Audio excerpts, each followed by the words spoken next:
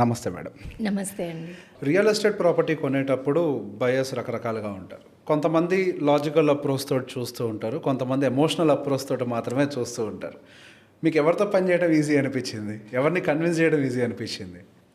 లేదండి, ఖచ్చితంగా మీరు చెప్పిన ఎమోషనల్ కానీ లాజిక్ కానీ భార్యాభర్త లాంటివి, ఇవి రెండు ఉంటేనే డీల్ అవుతుంది. ఓకే.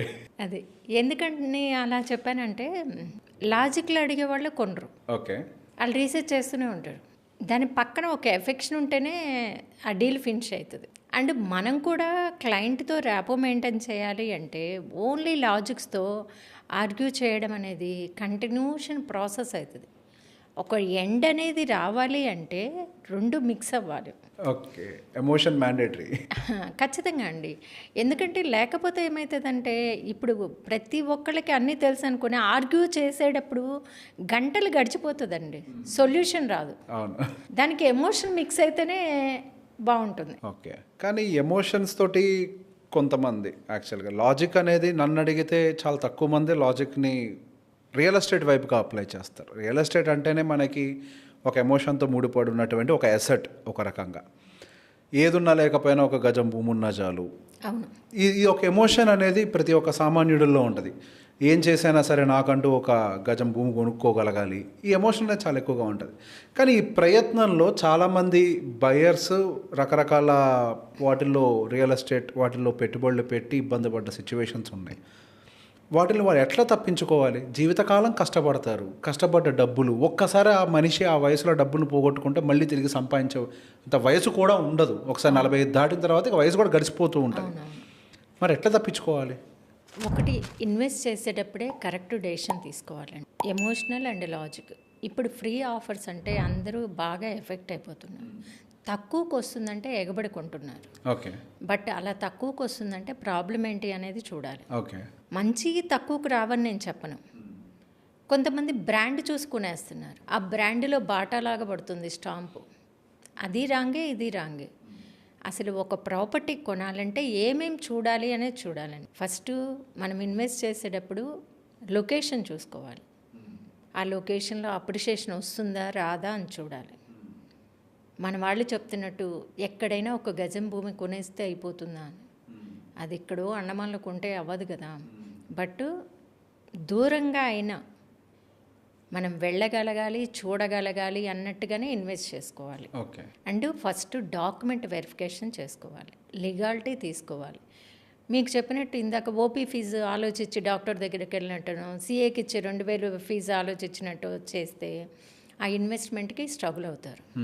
మనం 5 లక్షలు పెట్టామా 50 లక్షలు పెట్టామా అనేది పక్కన పెట్టి లీగల్ ఒపీనియన్గా మనం ముందుకెళ్ళగలిగితే అప్పుడు మంచి ప్రాపర్టీకి వాళ్ళ సొంతం అవుతుంది. ఒక కంపెనీ దగ్గరికి డైరెక్ట్గా వెళ్ళిపోయి ఒక ఏజెంట్కి కమిషన్ ఎక్కువటేయాలి అనుకున్నప్పుడు కంపెనీ ఎవరిది వాళ్ళకి శంకులో పోసిన తీర్థమేనండి. అందరూ మాది మంచిదనే చెప్తారు, మాది చెడ్డదని ఎవ్వరూ చెప్పరు. బట్ అది మంచా చెడ అని చెప్పాలి అంటే మధ్యలో ఇంకొక పర్సన్ కావాలి. ఆ ఛార్జెస్కు లెక్కేసుకున్నాం అనుకోండి, మొత్తం టోటల్ అమౌంట్ కేసు వస్తుంది. అలాంటి డెసిషన్ తీసుకొని ముందుకెళ్ళాలి. ఈ మధ్య ఈ ప్రీ లాంచ్ ఆఫర్స్ ఇష్యూ బాగా పెరిగింది. చాలామంది పాపం సరే మన తక్కువ రేటుకు వస్తుంది ప్రీ లాంచ్ అయితే XYZ అని చెప్పి పెట్టుబడి పెడితే అది క్లోజ్ అయిన కండిషన్లు. ఇంకా కొంతమంది బిల్డర్స్ అయితే ప్రీ లాంచ్లోనే ఆక్యుపెన్సీ ప్రైస్ తోటి కూడా అమ్మేస్తూ ఉన్నారు. చెప్పండి దాన్ని ఎట్లా అసలు ఈ రియల్ ఎస్టేట్లో ఇట్లా రకరకాల మాటలు, ఎందుకంటే నేను ఇందాక చెప్పినట్టుగా ఎమోషన్స్ చాలా కనెక్ట్ అయి ఉంటాయి. అయితే నాకు డబుల్ అవుతాయనో, లేకపోతే నాకు తక్కువ ప్రైస్లో వస్తుందనో, లేకపోతే రకరకాలు నాకు ఎట్లయినా ఒక ఇల్లు కావాలనో రకరకాలుగా అయితే అందులోకి వెళ్ళి ఇరుక్కుపోతూ ఉంటారు. సో ప్రీ లాంచ్ కొనాలా కొనొద్దా? ప్రీ లాంచ్ కొనమని చెప్పను, కొనొద్దని చెప్పను, రెండు ఉంటాయి. ఎందుకంటే ప్రీ లాంచ్లో ఒక ల్యాండ్ ఓనర్ షేర్ అనుకోండి రిజిస్ట్రేషన్ చేయగలుగుతారు. ఓకే. ల్యాండ్ ఓనర్ డెవలపర్ ఇద్దరు ఉంటారు సార్. అవును. ఇద్దరు ఒకటే అనుకోండి, 4 రోజులు అటు ఇటు అయినా సరే హ్యాండ్ ఓవర్ అవుతుంది. బట్ వేరు అనుకోండి, మీరు డబ్బులు ఎవరికి ఇస్తున్నారు?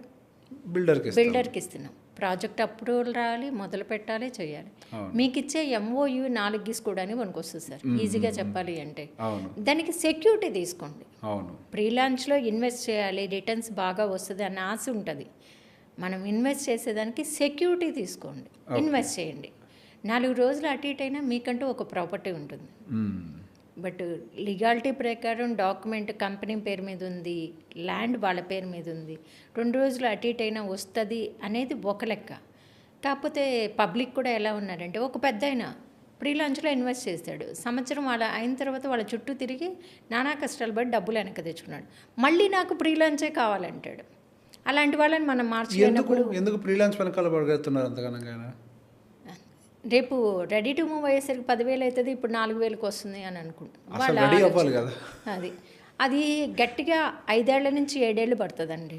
ఈలోపు ఆ డబ్బు ఎక్కడున్నా అంత అవుతుంది. అవును, ఎఫ్డీలో పెట్టినా కానీ అదే పెరుగుతూ ఉంటుంది. అది ఆ లాజిక్ వాళ్ళకి తెలియట్లేదు. లాజిక్ మనం చెప్పినా సరే వాళ్ళ ఆలోచన అలానే ఉంటుంది. ఓకే, ఇప్పుడు రియల్ ఎస్టేట్ అంటేనే ఒక నమ్మకం. అసలు ఈ రియల్ ఎస్టేట్ బిజినెస్లో నమ్మకం అనే దానికి స్కోప్ ఉందంటారా? 100% బిజినెస్లో 100% ఉందండి. ఓకే, అది లేకుండా అయితే బిజినెస్ అవ్వదు. ఇప్పుడు మీరు హైదరాబాద్లో రియల్ ఎస్టేట్ లేదు, పడిపోయింది, చచ్చిపోయింది, చాలా బిల్డింగ్స్ ఖాళీ ఉన్నాయి, అది ఇది అని చెప్తున్నారు. అదంతా రాంగ్ అండి. నీడ్ ఉన్న చోట, డెవలప్మెంట్ ఉన్న చోట సేల్స్ ఉందండి. అవసరం లేని చోట కడితే ఏముంటుందండి? ఒక ఏరియాలో కన్స్ట్రక్షన్ అయిపోయాక పర్మిషన్స్కి వెళ్తున్నారండి. ఓకే, అది ఎలా కరెక్ట్ అవుతుంది? పవరు, వాటరు డ్రైనేజ్, వాటర్ కనెక్షన్కి కన్స్ట్రక్షన్ అయ్యాక పర్మిషన్కి వెళ్తున్నారు. ఓకే, అలా చేయొచ్చు? ఓకే, అలాంటివి ఖాళీగానే ఉంటాయండి. దాన్ని దీంతో కంపేర్ చేయకూడదు. ఓకే, హైదరాబాద్లో రోజుకి 5,000 మంది వస్తున్నారండి బతకడానికి, ఇక్కడ ఉండిపోవడానికి. సో హైదరాబాద్ డెవలప్మెంట్ ఆగేది లేదు, జనాభా పెరిగేదే. ఎక్కడ ఇన్వెస్ట్ చేసినా సేఫ్ జోన్లో ఉంటారు. బట్ ఎలా ఇన్వెస్ట్ చేస్తున్నాము, ఎక్కడ ఇన్వెస్ట్ చేస్తున్నాము అనేది చూసుకోవాలి. ఇప్పుడు ఈ కేసులో నాకు ఒక డౌట్ ఎప్పుడు ఉంటుంది, ఎక్కడ పడితే అక్కడ పెట్టుబడి పెడితే డబ్బులు అయితే పెరగవు. అది రియల్ ఎస్టేట్ అయినా కానివ్వండి. అవును, ఒక 10 సంవత్సరాలైనా కానీ కనీసం ఎఫ్డి మందులు రిటర్న్ రాని పరిస్థితులు కూడా చాలా ఏరియాస్లో రియల్ ఎస్టేట్ భూములకైతే ఇంకా పరిస్థితులు కొన్ని ఏరియాస్లో, హైదరాబాద్ అని కాదు నేను చెప్పేది, మేబీ అదర్ ఊర్లలో కూడా, వైజాగ్ లాంటి సిటీలో కూడా కొన్ని ఏరియాస్లో ఆ పరిస్థితులు ఇంకా ఉన్నాయి. తెలంగాణలో ఒక హైదరాబాద్ని పక్కకు పెడితే, ఖమ్మం లాంటి కొంచెం అంటే మేజర్ సిటీస్ని పక్కకు పెడితే, మిగతా అన్ని ఏరియాస్లో ఇంకా ప్రాబ్లమాటిక్ సిచ్యువేషన్స్లో ఇంకా రియల్ ఎస్టేట్ కూడా ఉంది. అసలు కొనేటప్పుడు ప్రతి ఒక్కరు నా దగ్గరికి ఇన్ జనరల్గా వచ్చి మాట్లాడుతున్నప్పుడు రియల్ ఎస్టేట్లో పెడితే అది ఎప్పటికైనా పెరుగుద్ది అని కామన్గా మాట్లాడే ఒక మాట. కానీ సరైన చోట పెట్టుబడి పెడితేనే పెరుగుద్ది అనేది నా మాట. ఆ సరైన చోటు అనేది ఎట్లా ఐడెంటిఫై చేయాలి? నాకు హైదరాబాద్ తెలియదండి. ప్రీవియస్ మా బాబు చిన్న పిల్లాడప్పుడు రామోజీ ఫిలిం సిటీ కట్టిన కొత్తలో వచ్చాను నేను, ఒక వారం రోజులున్నా. మళ్ళీ తర్వాత బిజినెస్ చేయడానికి 2022 జూలై 17th నా ఎంట్రీ. గెస్ట్గా వచ్చాను. ఓకే, గెస్ట్గా వచ్చి నేను రియల్ ఎస్టేట్లో ఐకాన్ అవ్వాలనుకున్నట్లు నా అడుగులు వేసానండి. రోజుకు 300 కిలోమీటర్లు ట్రావెల్ చేసి, స్టడీ చేసి నాలెడ్జ్ తీసుకున్నాను. ఓకే, నాకు ఈ సక్సెస్ ఓవర్ నైట్ రాలేదండి.